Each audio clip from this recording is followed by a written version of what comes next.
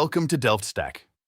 In this tutorial, I will show you how to fix extraction error on Android in a simple way.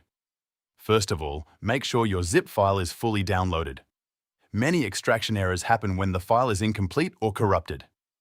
If the download is not finished, complete it first before trying anything else.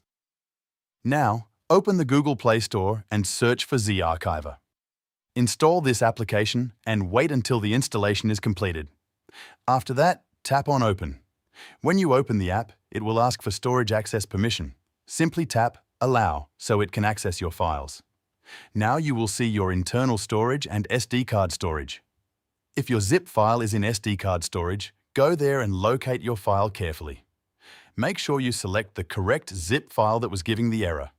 Tap on the zip file. At the bottom, you will see options appear. Select Extract here to start the extraction process. Wait a few seconds and the file will be successfully extracted without any error. Thanks for watching.